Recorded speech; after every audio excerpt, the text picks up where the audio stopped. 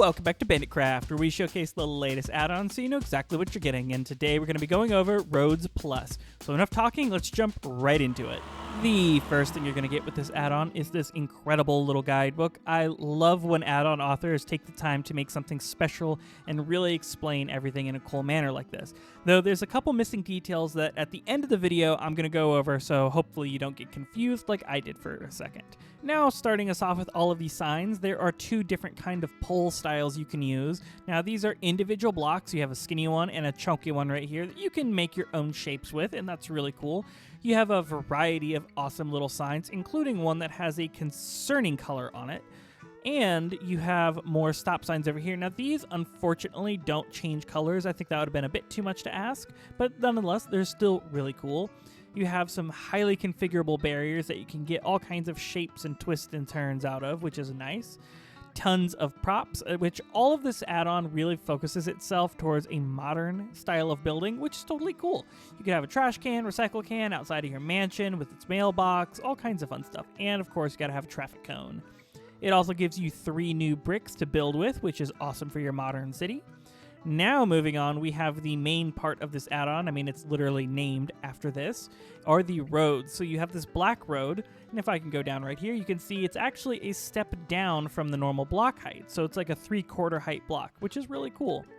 You have a half slab, drains, potholes. You have a bunch of different lines in different colors, which are awesome. These are all configurable. I've just laid them out like this because I thought it looked nice.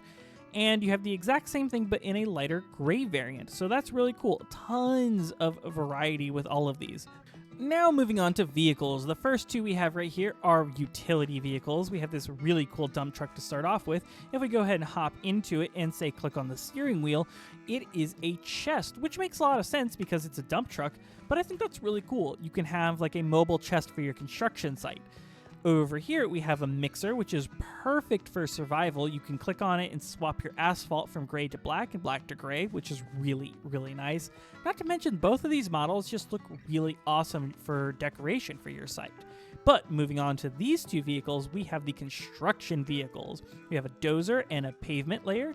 So first, checking out our dozer, how cool is this bad boy? Oh, so let's just hop on in it. Same situation, go ahead and right click. Now aim towards your blocks and tear them down.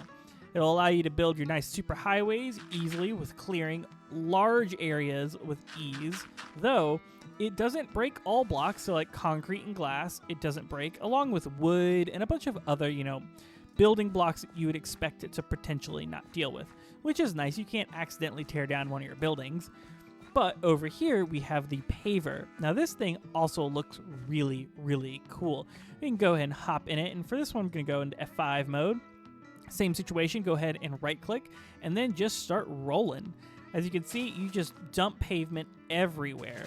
Now, I do wish this cost something, because the pavement just kind of appears without any resources or anything being used.